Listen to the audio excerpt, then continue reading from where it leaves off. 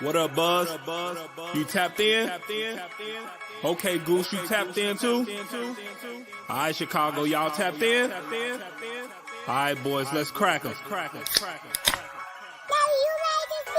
Feel like Mike in the fourth with the ball in my hands and I'm taking a shot. I'm the king in the madhouse on Madison, whether I make it or not. Now the crowd going crazy, they watching the play and I'm watching the clock. Got my shot in the air and the buzzer go off and I'm watching it drop. This team did things, MJ shot City 6 rings. D-Rose too big, too fast, too strong, history. And we good on that, put Jilla on the track and we good on wax. 3, 2, 1, everybody say Bulls on tap, Bulls on tap. Our city pretty and gritty. Benny the bull in the crowd getting hyper and litty. Me, I'm so drippy, it's slippery, nothing offends me. Banners on banners, we winners. We got the stats in the news. Go and subscribe, hang out with Buzzy and Goose. Tapping with us, we the truth. Jilla just murdered the booth.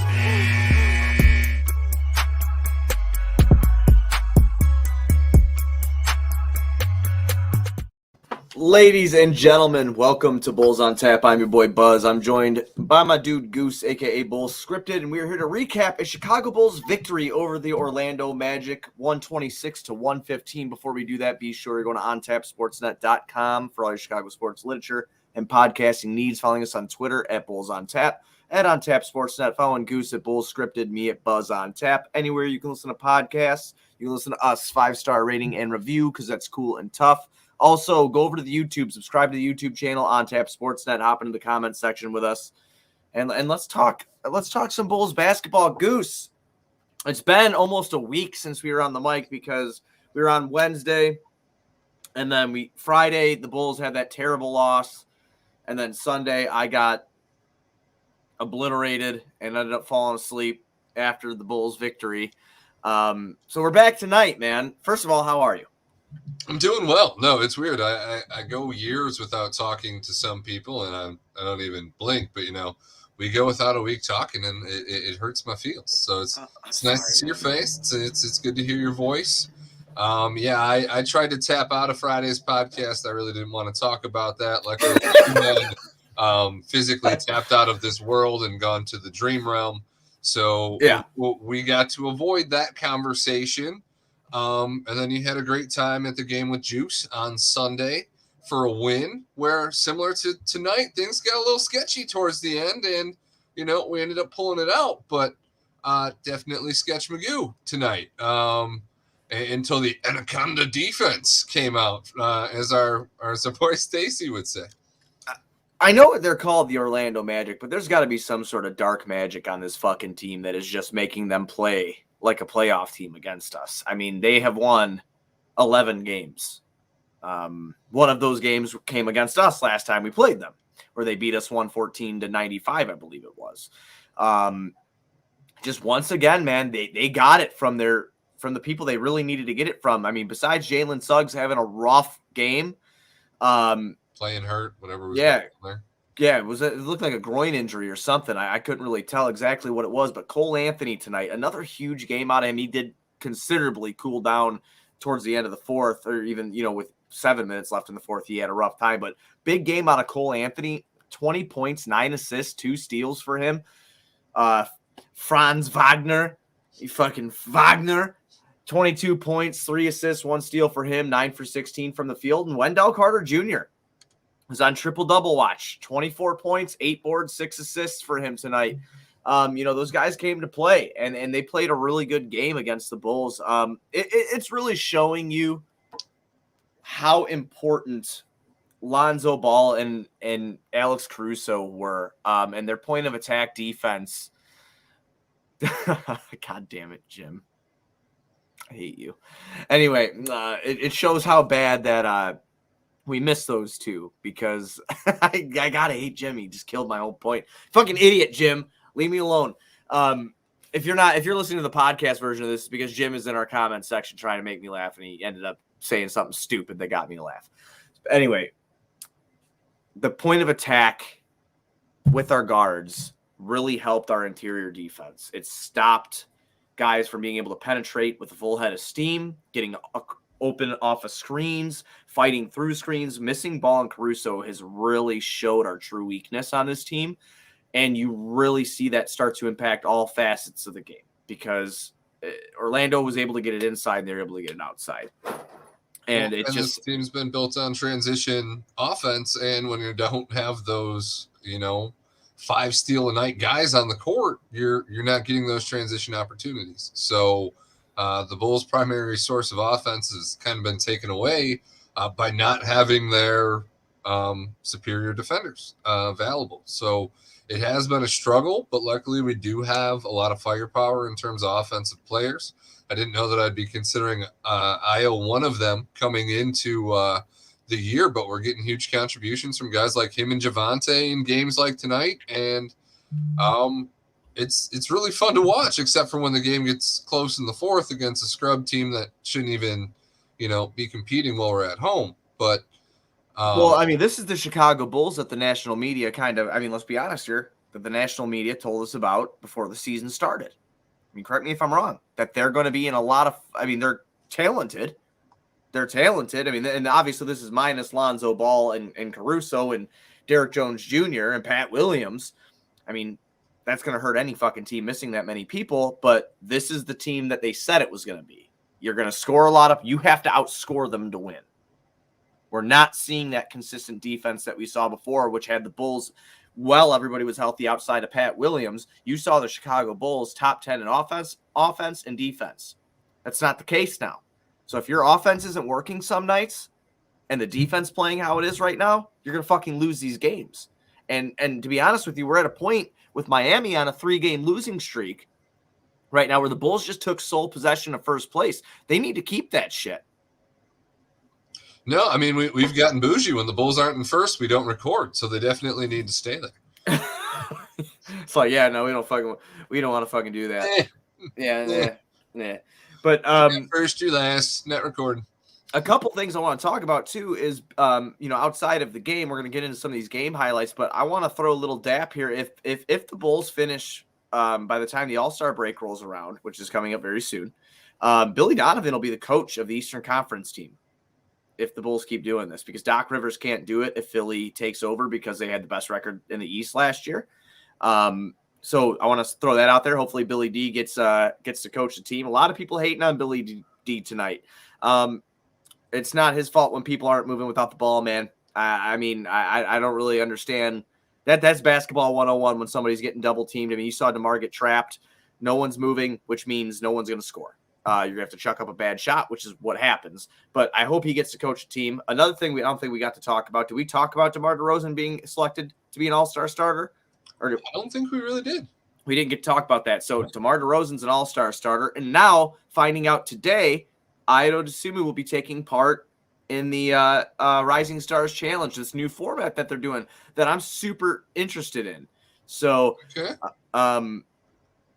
we're going to have some good representation at All-Star Weekend in Cleveland. So I want to get your opinion on those things, man. What do you think? I mean, I knew you knew immediately DeRozan's going to be a fucking starter, but Ayo getting a nod, I was pretty proud. DeRozan had like 3 million votes before anybody had 2 million. So he was well ahead of the game in the votes.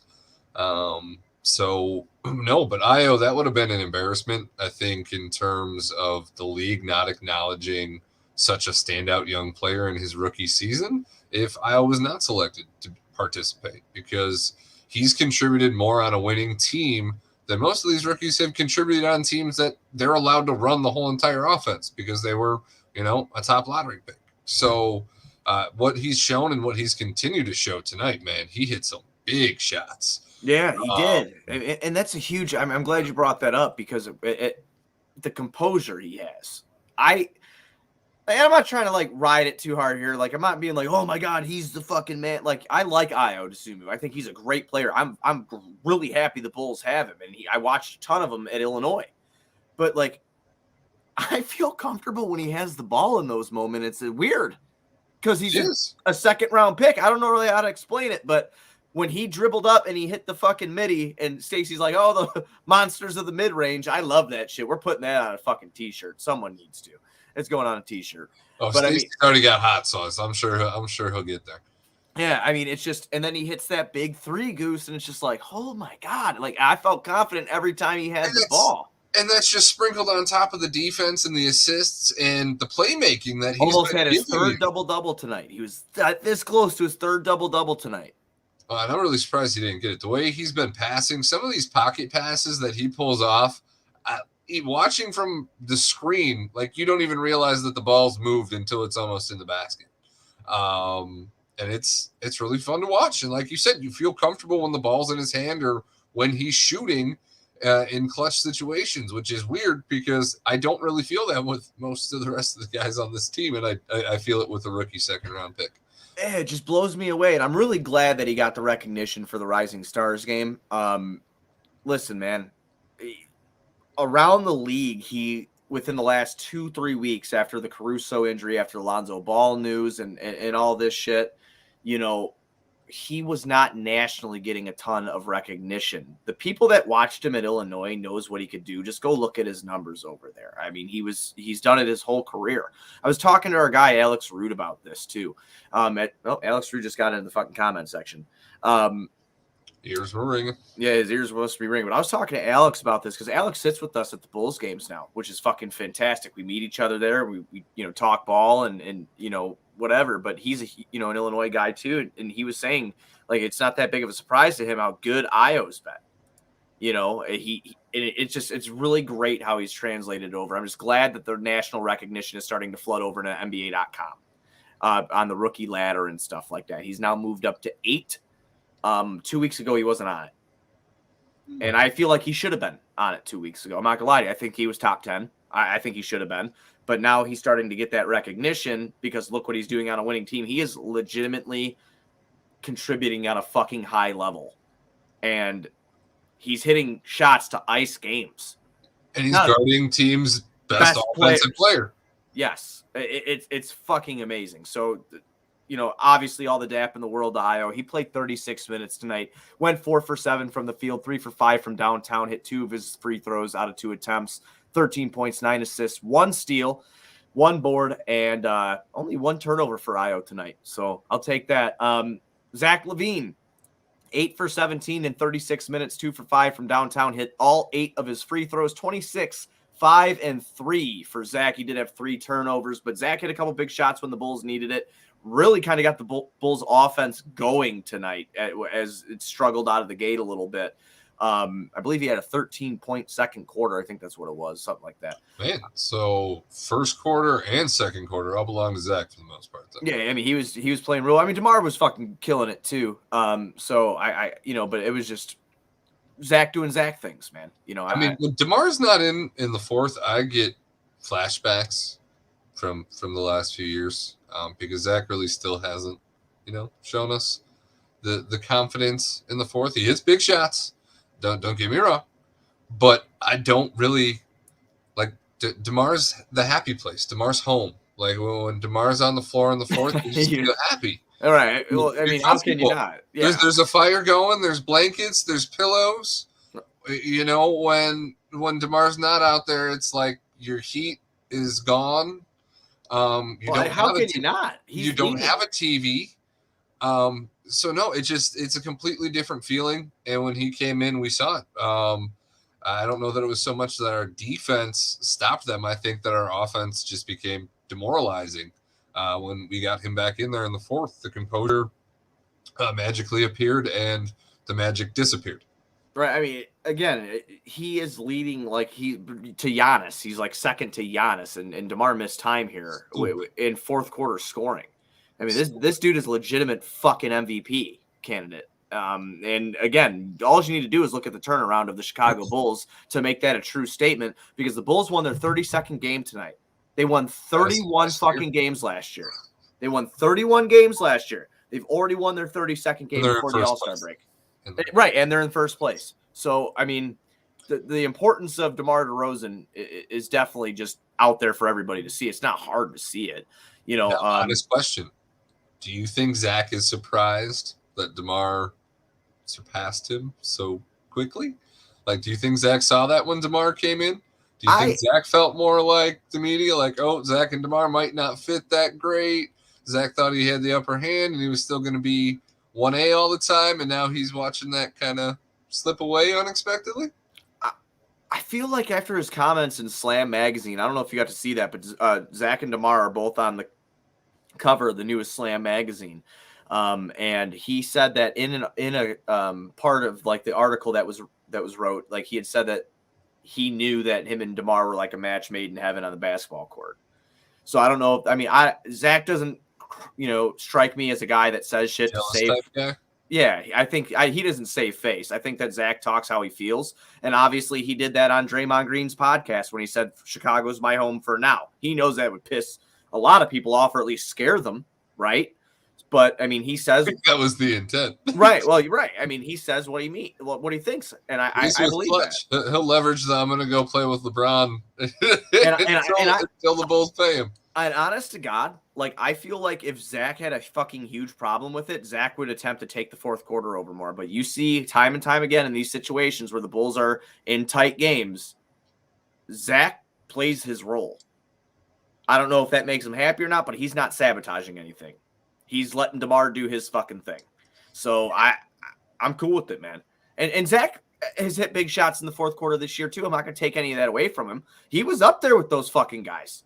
He really was. I mean, it was all created, though. I think it was a lot created by DeMar DeRozan and the attention that he has taken so far in 2021 and 22.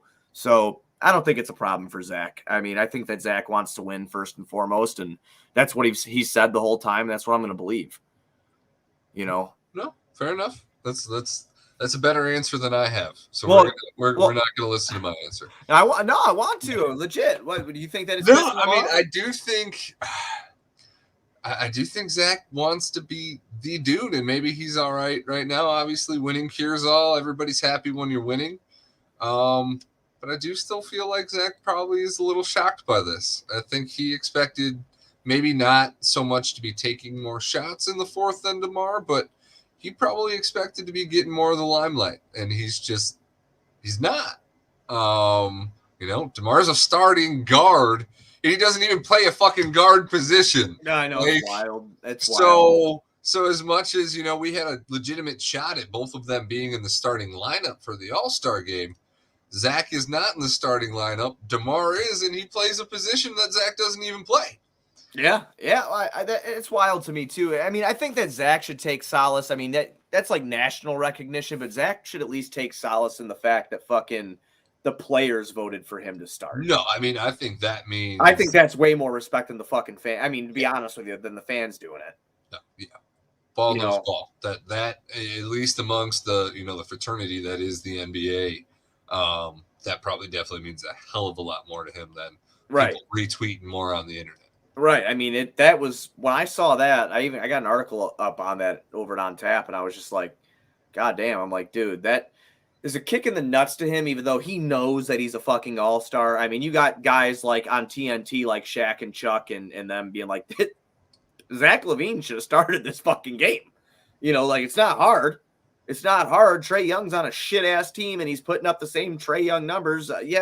Whatever. Zach added a superstar this year. He's still doing what he's doing. He's helping his team win. And he's playing better defense alongside of it if you look at his numbers. So, I mean, exactly. So Zach stayed the same and or improved because his defense went up. And I'm not taking anything away from Trae. You and I can both admit Trae Young's a great fucking shooter. He's a great player. Great court vision. I hate his fucking hair. I hate him. But this season, Zach deserved to start more. And I think that shows by like what you said. Ball knows ball. The players fucking know that, and that's why Zach was voted by the players is to be a starter. But the fan vote is what trumped it all, really. But again, I mean, it's still not a knock on Zach. Yeah, he's not starting, but he's going to be a 2-time All-Star. So, I mean, take solace in that, take pride in that, and go forward. He's going to the playoffs for the first time. Yeah. More than 3 games in a row for the first time in his NBA career. It's been a big fucking year for Zach. It's been a big year for him and the Bulls. Like, it's crazy to think that we have legitimately won more games already than we did last year. We haven't even hit the trade deadline yet. Yeah, that's actually in 9 days. February 10th is the NBA trade deadline. And yeah, we're going to do a special on that, I think, where we bring our best trade ideas to the table, and we should just bullshit and talk about it. And then probably. Oh, man, I miss the days where I didn't have a job and I just got to sit at home and play on the trade machine all day. And well, yeah, it's so funny you say that because our buddy Salim over at Bulls Gold, he had fucking put a tweet out, and it was just like, it's so weird. I found myself not going on Tankathon anymore. And I just started dying laughing when I saw it because I'm like, every day I'm beyond fucking Tankathon, fucking with it, trying to simulate. Yeah, simulate. Oh, Bulls got the second pick. That's gonna happen. Done. I'm done. I'm done for the day. Yep, done for the day. Good luck. It's good juju for sure. A little bit more in this game here that I want to touch on. Vooch, 8 for 17 tonight, 18 points, 13 rebounds, 2 assists for him, 2 blocks for Vooch. He played some decent defense there using his body. Give him credit where credit's due. My most surprising player of the game, and I shouldn't say surprising, but who I was impressed with outside of Ayo Dosunmu the most was Tyler Cook tonight. He played some really good minutes, real good hustle minutes for the Bulls. He ended up taking Tony Bradley's second half minutes. Not probably. Yeah, we didn't see a Tony Bradley in the second half. Yeah, no, he didn't see Tony Bradley after that. So yeah, Tyler Cook took his minutes, which is fine. Yeah, I mean, when Tyler Cooks is hustling and doing what he's doing out there, he is impactful. So I'm glad we got to see that. TBJ gave us some good minutes. By far favorite moment of the game is when they were on the fucking 3-on-1 break and TBJ wasn't running, and Stacey goes, "Come on, Troy, what are you doing? Run!" And I'm just like, God damn. He roasted him. He did. He roasted him. He was like, "That's a dunk. Young. This is a team that plays transition offense. You got a dunk, and you ran to the corner." And that's what he says. He goes, "If that was Javonte Green would have dunked that." You know, Javonte Green doesn't run to the corner. Yeah, 5 Javonte Greens out there. You know, but don't know which one to guard. Kobe White off the bench struggled with his shot. 4 for 12, 1 for 5 from downtown, only 9 points, but he had a couple big buckets in the fourth. 4 moments. Yeah, in the fourth quarter, he had a couple big moments that helped us out. So, he gave us what we needed out of him. Again, we have seen that scoring percentage just, completely dip after he went on that crazy run. Hopefully he can level it back out. We beat this like a dead horse a lot with Kobe, but it is hard to be consistent with inconsistent roles and minutes. Like when he gets consistent opportunities, he usually is able to find a groove and gives you a consistent 10, 15 games of just scorching, unbelievable, who is this guy kind of games. And then, his role changes, guys come back. Ayo obviously is better on both ends, and we get these dips. And it makes you kind of wonder what they're going to do. Because as we touched on a minute ago, trade deadline's in less than 2 weeks. Yeah. So one funny thing I need to bring up to you before we move on into next game's preview. Man, like, I don't own Bulls jerseys like that. I've told you this. I've said this on the show a million times. Like, I have Legends jerseys. Like, I have, like, Jordan. Kirk Heinrich is a fucking legend, right? Pippen, Rose, shit like that. I got the Ball jersey, right? And I've been really thinking about getting the Ayo one. So I really am. I don't know why Ball jersey it just sounds kind of funny. Because I need a shirt for my balls because they're huge. No, I'm just kidding. I'm sorry. This is a PG show for the kids. I apologize. I'll edit that out. I won't edit it. It is not. It's not. But anyway, I'm scrolling through fucking Twitter, and it's just like, with the recent play of Ayo Dosunmu, the Bulls should trade Lonzo Ball. Okay, hang on. Hang on. So, yes, I understand that the numbers are more aesthetically pleasing as a starter for Ayo Dosunmu, and I'm not going to take anything away from that, okay? There is a reason this defense is as bad as it fucking is right now. And that's not because Ayo. That's because Lonzo Ball's not playing. He's not setting the tone defensively for this team with Javonte Green night in and night out.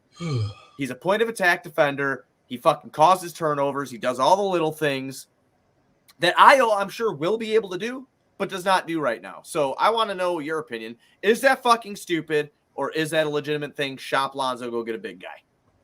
Well, I'm glad that you guys had talked for a little bit there because I had to clear some stuff on my throat. You throwing up a little bit? A little bit. A little bit.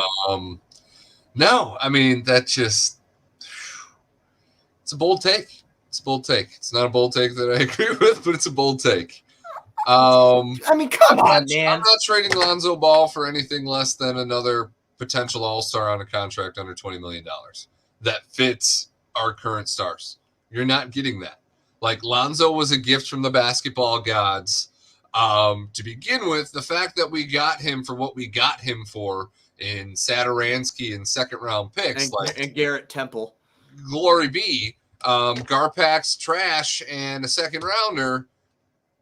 And you got Lonzo Ball on a pretty nice contract for a guy that's a two-way player. The way Lonzo's been shooting this year, the defensive tempo that you mentioned, like, no. Not trading Lonzo for a big guy. I don't want a big guy that bad. And none of the big guys that Lonzo can get you would make me happy anyway. I don't it's like, I don't understand, but how quickly people forget. This dude is shooting 42%. Mostly all of his field goals are from three-point land. And he's shooting 42%. This defense, with him in it, is a top 10 defense. Between him and Caruso on the court, the opposing team's guards can't get shit going. Didn't even fucking guards. He was guarding Julius Randle. So he makes you a top 10 defense, and he hits 42% of his 3-pointers on like 7 attempts, dude. Like 7 attempts, somewhere around there per game. Yeah, like, I'll pull it up right now. And we're trading this guy for a big man that's supposed to defend Giannis Antetokounmpo in the playoffs. That guy doesn't exist. Yeah, he's taking. You hit the nail on the head. So out of the 10 or 11 field goals he attempts a game, 10.9, 7.4 of them are from downtown. Yeah, so no. Why are you getting rid of a guy 7 attempts a game, 13, 5, and 5? 13, 5 as a fourth option and a legitimate All-NBA kind of defensive caliber player. Oh, and if he didn't get hurt, he was All-NBA defensive first team. I believe him and Caruso both fucking were. No, I mean, those are the luxuries that come with being a first-place team. You're forcing them to give you the recognition.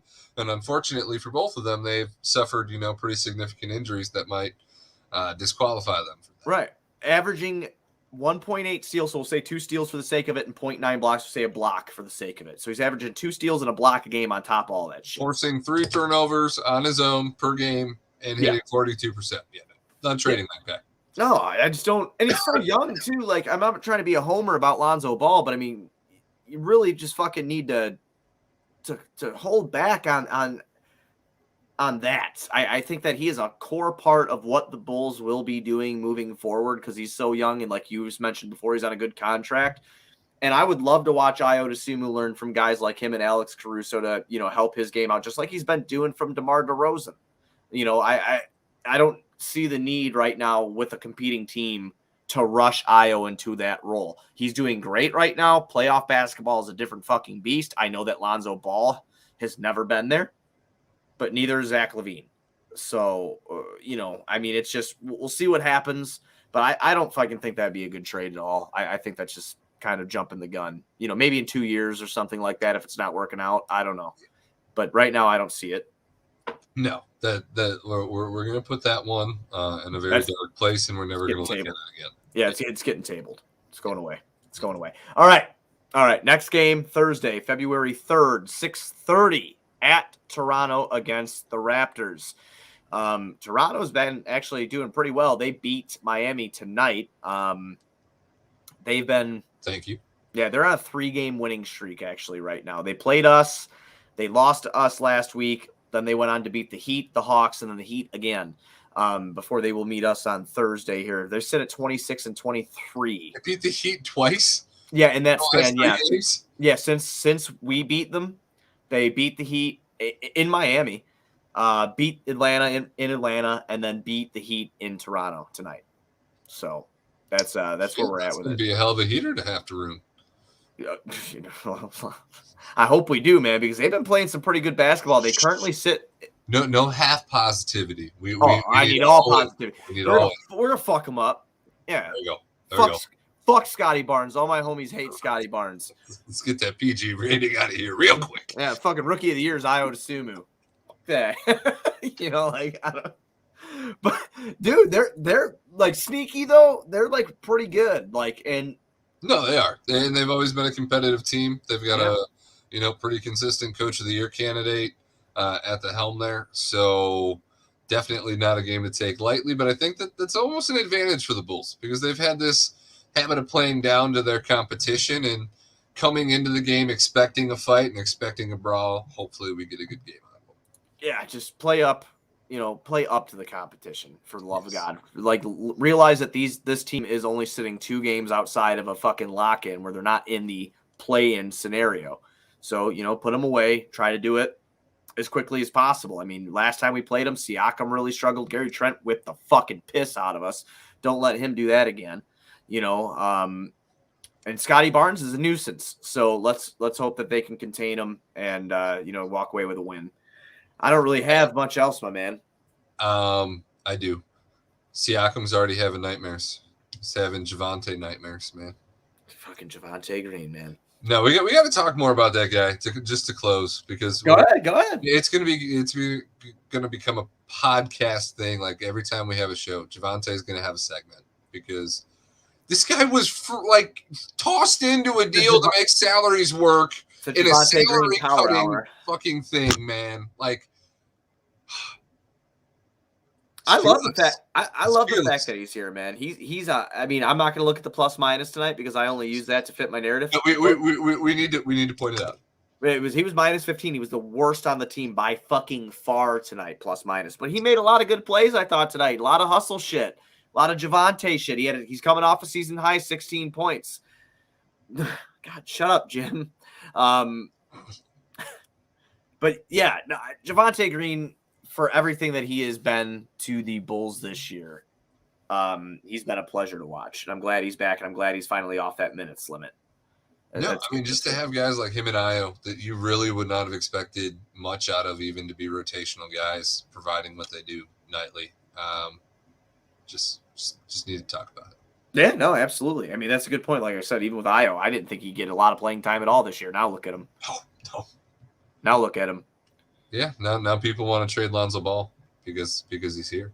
That's just because people like to jump the gun and be fucking idiots. We'll end on that fucking note. No, we're not trading Lonzo Ball. It's not happening until I say it's fucking happening. Okay? I need you to acknowledge that. You're not acknowledging it. Everybody be sure to go to OnTapSportsNet.com for all your Chicago sports literature and podcasting needs. Following us on Twitter at BullsOnTap, at OnTapSportsNet. Following Goose at BullsScripted, me at BuzzOnTap. Anywhere you can listen to podcasts, you can listen to us, 5-star rating and review, because that's cool and tough. Go over to the YouTube, OnTap Sportsnet YouTube. Hit the subscribe button. Come and talk with Jim, Alex, Yump, and all of our friends that usually hit the room. And, we'll just talk Bulls basketball and try to get me to laugh during the podcast because I guess that's fun. Goose and I will be back on Thursday after the Bulls take on the Raptors. Let's go, Bulls.